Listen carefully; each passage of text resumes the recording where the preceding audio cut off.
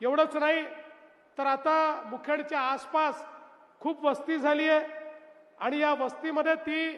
नगरपालिकेच्या हद्दीबाहेर असल्यामुळे पैसे देता येत नाही, सुखसोयी करता येत नाहीत आणि म्हणून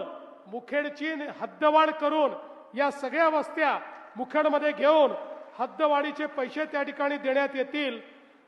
आणि मोठ्या प्रमाणात ही कारवाई करण्यात येईल। हे अवर्षण प्रवण क्षेत्र आहे, त्यामुळे खरीपानंतर मोठ्या प्रमाणात लोकांचं स्थलांतरण होतं आणि म्हणून या ठिकाणी MIDC असली पाहिजे अशा प्रकारची मागणी ही तुषार भाऊंनी केली आहे। निश्चितपणे आपल्याला MIDC या ठिकाणी देऊ आणि नुसती MIDC नाही तर त्यात उद्योगही आले पाहिजेत, याकरता मोठ्या प्रमाणात आपल्याला मदत करू। त्याचप्रमाणे आपल्या मुखेडकरता त्यांनी रुग्णालयाची देखील मागणी केली आहे, त्यालाही प्राधान्य देण्यात येईल आणि त्यासोबत रस्ते असतील, पाणी असेल, महत्त्वाच्या नागरी सुविधा असतील, या ठिकाणी सगळ्या गोष्टींकरता आपण मागच्याही काळामध्ये तुषार भाऊंच्या म्हणण्यावर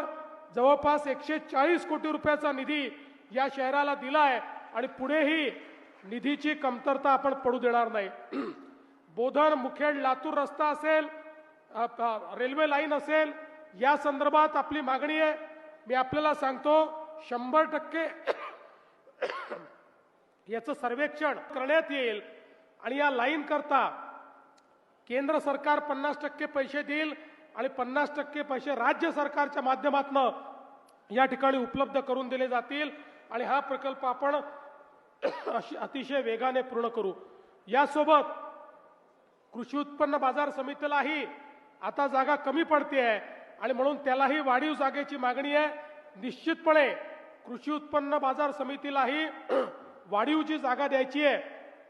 ती जागा आपण जी मागणी केलेली जागा आहे ती तात्काळ उपलब्ध करून देण्याचं काम हे महाराष्ट्र सरकारच्या वतीनं आपण त्या ठिकाणी करू।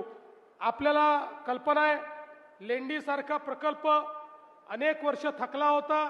तुषार राठोडांच्या पाठपुराव्यामुळे त्याचं मोठ्या प्रमाणात काम झालं, खूप मोठ्या प्रमाणात आपण निधी दिला, पण अजूनही विस्थापितांचे काही पैसे द्यायचे आहेत, त्याला प्राधान्य देण्यात येईल आणि मार्चच्या बजेटमध्ये त्या संदर्भात आपण सगळा निधी उपलब्ध करून या विस्थापितांचा जो प्रश्न आहे तो प्रश्न देखील सोडवण्याचं काम आपण या ठिकाणी करू।